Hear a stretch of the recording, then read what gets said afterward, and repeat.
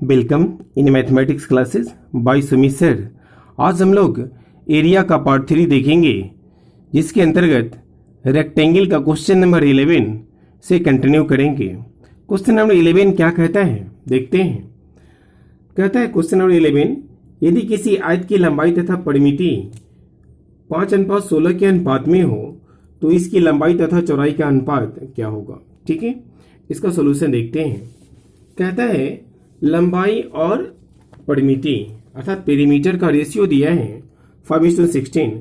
लंबाई का पार्ट 5 है, मैंने उसको मान लिया 5x, और पेरीमीटर का पार्ट है 16, उसको मैंने मान लिया 16x। ठीक है, तो कहता है, तो उसकी यहाँ देखिए, अब हम जानते हैं पेरीमीटर का फॉर्मूला जो होता है आयत का 2 इंटू लंबाई जोड़ क्या होता है चौड़ाई। ठीक है, तो उसी पे यहाँ मैंने पुट किया 2 into l plus b. L का मान 5x है, 5x रखा, प्लस बी बराबर ये पेरीमीटर दिया है 16 है, 16x रख दिया। यहाँ से 2 से 16 कटेगा 8 बार, तो यहाँ प्लस 5x इधर माइनस में जाएगा, 8x में से 5x कटेगा तो 3x, यानी b बराबर, b अर्थात बोले तो चौड़ाई मुझे मालूम हो गया 3x। तो क्वेश्चन का कहना है कि लंबाई और चौड़ाई का रेशियो क्या होगा। लंबाई का पार्ट 5x है और चौड़ाई का पार्ट आ गया 3x। चलिए दोनों का रेशियो निकालना, x कैंसिल, 5:2 क्या हुआ 3। ये रहा 11 नंबर। क्वेश्चन नंबर 12 कहता है किसी आयत की लंबाई उसकी चौड़ाई से 1 सेंटीमीटर अधिक है तथा इसका परिमाप 14 सेंटीमीटर है, आयत का क्षेत्रफल कितना होगा। चलिए एरिया फाइंड आउट करना है। रिलेशन दिया है लंबाई चौड़ाई के बीच में कि लंबाई जो है चौड़ाई से 1 ज्यादा है, तो दो डाटा के बीच में ज्यादा या कम अर्थात अंतर दिया हुआ है। ठीक है, तो अंतर वही में लंबाई में चौड़ाई घटाएंगे तो आपका 1 डिफरेंस आएगा, यानी लंबाई जो है चौड़ाई से ज्यादा है। कितना ज्यादा है तो 1 ज्यादा है, दोनों के बीच में अंतर 1 आएगा।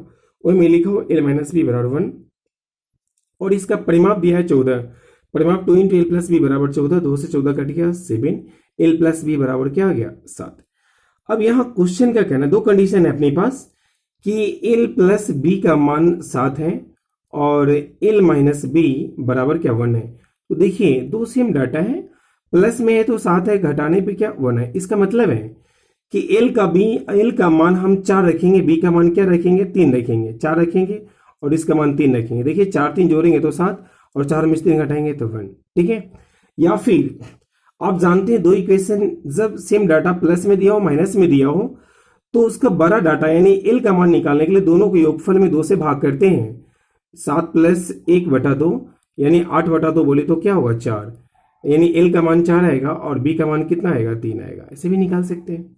चलिए एल 4 आ गया, बी 3 आ गया, तो एरिया निकालना है लंबाई इंटू चौड़ाई, 4 3 कितना होगा 12 centimetre square. Clear, simple question. अब देखिए 13 कहता है एक आयत की एक बीकन की लंबाई 25 सेंटीमीटर तथा इसका क्षेत्रफल 168 वर्ग सेंटीमीटर है, इस आयत की लंबाई कितनी है। ठीक है, एक बीकन आयत में बीकन की लंबाई सेम होता है। ठीक है, कोई बीकन दिया हुआ है तो कहता है आप जानते हैं बीकन की लंबाई, बीकन जो होता है यानी आयत का बीकन, जैसे सपोज की आयत में बना रहा हूं, ये बीकन ये है, ये एल है और ये बी है।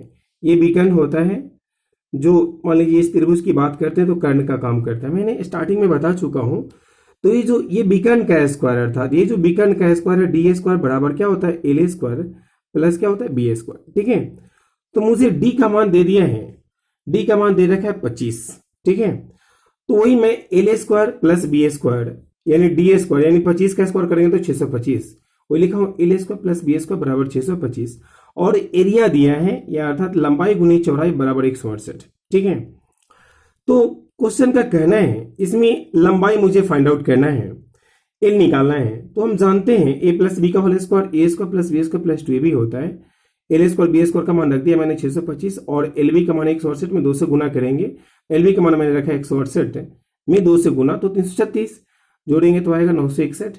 961 जो होता है 31 का स्क्वायर होता है, स्क्वायर हटेगा तो रूट चलेगा, 961 का वर्गमूल आ गया 31, यानी एल प्लस बी का मान आ गया 31। और यहां से फिर जस्ट ए माइनस बी का होल स्क्वायर पे मैंने इसको तोड़ा हूं, बस क्या अंतर आ जाएगा -2ab। तो 625 में से 336 घटाएंगे तो आएगा 289 जो 17 का स्क्वायर होता है, अर्थात एल माइनस बी का जो मान है वो आ रहा है 17। एल प्लस बी का मान 31, एल माइनस बी का मान 17। यहां से एल का मान प्लस में माइनस में है, बस एल जो है बड़ा डाटा है तो दोनों को जोड़ के 2 से भाग करेंगे, वही में 31 और 17 को जोड़ के 2 से भाग किया, अर्थात कितना आ रहा है 24। बट ये अपना बेसिक प्रोसेस है, एक डायरेक्ट प्रोसेस है। हम आपको बताए थे कि एच स्क्वायर यानी समकोण त्रिभुज का जो कर्ण होता है, मैंने प्रीवियस पार्ट में मैंने बताया था आपको कि यदि कोई समकोण त्रिभुज ये 90 डिग्री है, इसके सामने का जो भुजा है वो कर्ण होता है, बाकी लंबाधार होता है। इसके बीच में जो मैंने कंडीशन कुछ लिखा था, एच स्क्वायर बराबर p square plus B square, इसके बेस्ड आपके जो कुछ कंडीशन कुछ रिलेशन लिखे हैं, उसमें एक मैं लिखा था 7 का स्क्वायर प्लस 24 का स्क्वायर जो होता है वो 25 के स्क्वायर के बराबर होता है। और सारे रिलेशन बहुत इंपॉर्टेंट है, मेंसुरेशन में ही नहीं, आगे के बहुत सारे चैप्टर्स में इस रिलेशन का यूज होगा और बहुत समय बचाएगा, यानी काफी इंपॉर्टेंट है। प्लीज आप लोग याद रखिएगा सारे कंडीशंस, ठीक है।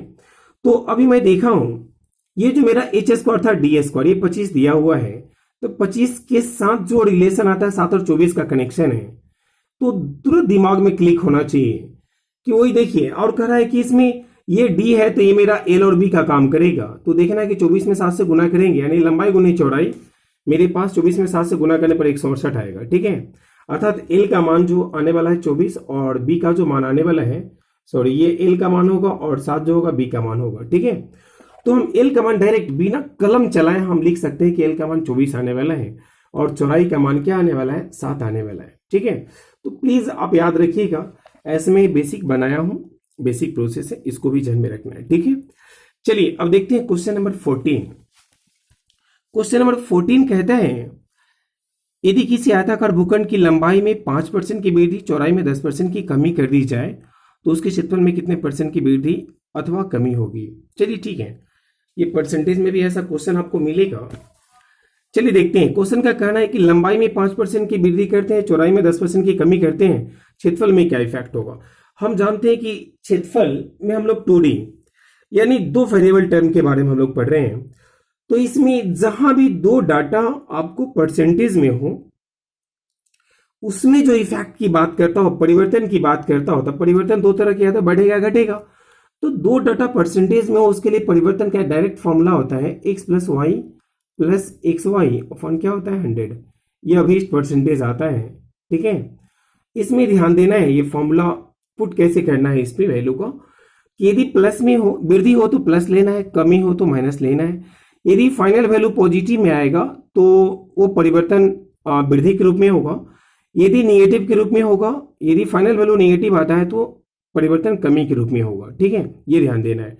चलिए यहां मैं देख रहा हूं एक जगह वृद्धि अर्थात प्लस लेंगे, कमी होगा माइनस लेंगे, तो क्षेत्रफल में परिवर्तन वही मैंने पुट किया हूं, एक्स माइनस वाई, इसको मैंने एक्स माना, इसको मैंने क्या माना वाई माना, x minus y, 1 plus 1 minus minus 5 into 10 upon 100, 0 0 cancel, 5/10 यानी 0.5, अब 5 में 10 घटेगा -5 माइनस 5 माइनस 5 0.5, तो माइनस क्या होगा 5 फाइन कितना होगा 5, यानी माइनस में वैल्यू आ रहा है फाइनल, इसका मतलब क्या होगा 5.5% की क्या होगा कमी होगा, एरिया में कमी होगा, ठीक है।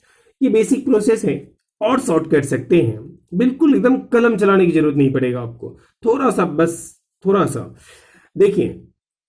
5% वृद्धि का मतलब आप जानते हैं, 5% का मतलब 100 में 5, वृद्धि का मतलब है कि 100 में 5 बढ़ेगा, और 10% कमी का मतलब है कि 100 में क्या होगा 10 कम होगा, तो 100 में 5 बढ़ेगा, इसका मतलब 105%।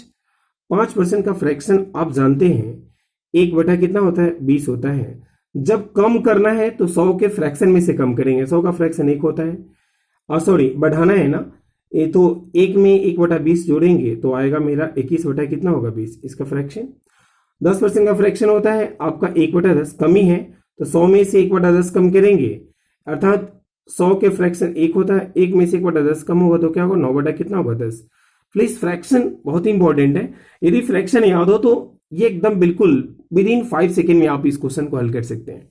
चलिए वो मैं क्या मान लेता हूं कि एरिया 100 होगा पहले वाला, ठीक है। अब अर्थात अब जो नया जो एरिया आने वाला है 100 में कहता है पहले 5% बढ़ा है, 5% बढ़ाने का मतलब 21/20 बढ़ाएंगे फ्रैक्शन के फॉर्म में, और 10% कम का मतलब है कि 9 बटा क्या करेंगे 10, 9 बटा 10 मैं ये किया हूँ। फाइनली काट क्या रहा है 189 बटा 2, यानी कट क्या रहा है 94 पॉइंट क्या होगा 5, यानी पहले एरिया 100 था, अब आ रहा है 94.5। इसका मतलब है एरिया कम गया ना फाइनली, कितना कमा तो 5.5। देखिए इसमें कितना का अंतर है, 100 में 5.5 कमा, 100 में कुछ, 100 में समथिंग यानी परसेंटेज उतना, तो यानी 5.5% की कमी है दोनों के बीच में। तो कमी जो होगा क्या होगा 5.5% की कमी होगा। ठीक है, ये आपका वैल्यू होगा। ये बिल्कुल बहुत शॉर्ट होगा। ठीक है, चलिए अब देखते हैं क्वेश्चन नंबर 15 क्या कहते हैं। क्वेश्चन नंबर 15, यदि किसी आयत की लंबाई में 10% वृद्धि, चौड़ाई में 10% कमी कर दी जाए, इसके क्षेत्रफल में कितना परिवर्तन होगा। चलिए वैसा ही क्वेश्चन है, इसको बहुत तरीके से बना सकते हैं, बट यहाँ तो बिल्कुल इसमें तो बिल्कुल पेन नहीं उठाना है। देखिए अभी कहता है कि 10% की वृद्धि और 10% की कमी सेम परसेंटेज है, एक जगह वृद्धि एक कमी हो। देखिए डायरेक्ट एक तो आपका ये फॉर्म आपका ये सॉर्ट कर सकते हैं। एरिया यदि 100 माना तो एक जगह वृद्धि होगा तो 11 बटा 10, कमी होगा तो 9 बटा कितना 10, काट क्या रहा है 99, यानी पहला वाला एरिया 100 है, अब एरिया जो है 99 आ रहा है। कितना कम गया, 1 कम गया, तो 100 में 1 कम है तो मतलब कितना परसेंट कमी, 1%। एक और ध्यान देना है, परसेंटेज का कंसेप्ट है।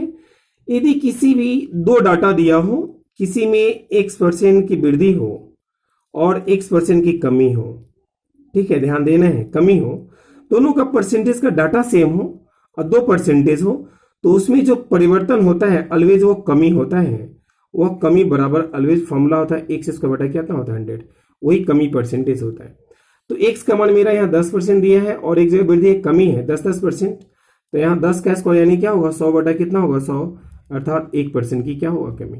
ठीक है, ये प्रोसेस भी अपना सकते हैं, और नहीं तो ये आपका बेसिक प्रोसेस हुआ x plus y plus x y बटा 100। ठीक है, चलिए अब देखते हैं क्वेश्चन नंबर 16। ऐसा ही है, थोड़ा सा नीचे चेंज है। किसी आयताकार खेत की केवल लंबाई में 50% की वृद्धि करने पर इसके क्षेत्रफल में कितने परसेंट की वृद्धि होगी। ध्यान देना है, केवल लंबाई में फैक्ट की बात करता है। एक बात ध्यान दीजिएगा, यदि आयत की बात या किसी एरिया की बात करते हैं, यानी एल गुने बी, आयत का क्षेत्रफल लंबाई गुने चौड़ाई होता है, किसी एक में फैक्ट करता हो, यदि कहेगा कि 10% हम बढ़ा देते हैं लंबाई में और चौड़ाई को कुछ नहीं करते हैं, इसमें कोई छेड़छाड़ नहीं करते हैं, तो क्षेत्रफल में क्या इफेक्ट होगा, तो लंबाई में जो परिवर्तन होगा वही एरिया में इफेक्ट होगा। लंबाई में नहीं, चौड़ाई में भी। यदि लंबाई में कोई परिवर्तन नहीं करते हैं, चौड़ाई में यदि जो इफेक्ट करेंगे वही सेम इफेक्ट उसके एरिया में होगा, यानी एक साइड को इफेक्ट करेंगे वही सेम इफेक्ट उसके एरिया में पड़ेगा। ठीक है, चलिए इसको देख लीजिए, सामने आपका एग्जांपल आपके सामने है। मान लेते हैं कि एरिया आपका 100 है, ठीक है, केवल लंबाई में इफेक्ट किए हैं, 50% वृद्धि की बात किया है, तो 50% का फ्रैक्शन जो होता है आपका 1/2 होता है। वृद्धि है तो 1 में 1/2 जोड़ेंगे तो 3/2 होगा। ठीक है, वही मतलब 100 में मैंने क्या 3/2 किया तो आ गया कट के 150, यानी पहले वाला एरिया 100 था, अब एरिया आ रहा है 150, कितना बढ़ा 50। देखिए 50% इफेक्ट आ रहा है। ठीक है, इसको नहीं बनाना है, बस डायरेक्ट हम करेंगे, यानी लंबाई में या फिर चौड़ाई में जो इफेक्ट होगा वही एरिया में समान इफेक्ट होगा। ठीक है, एक बहुत बड़ी कंसेप्ट है, ध्यान रखना है। चलिए अब ये लास्ट क्वेश्चन था अपना, फिर हम लोग नेक्स्ट पार्ट 4 देखेंगे। चलिए तब तक के लिए इजाजत दीजिए, टेक केयर।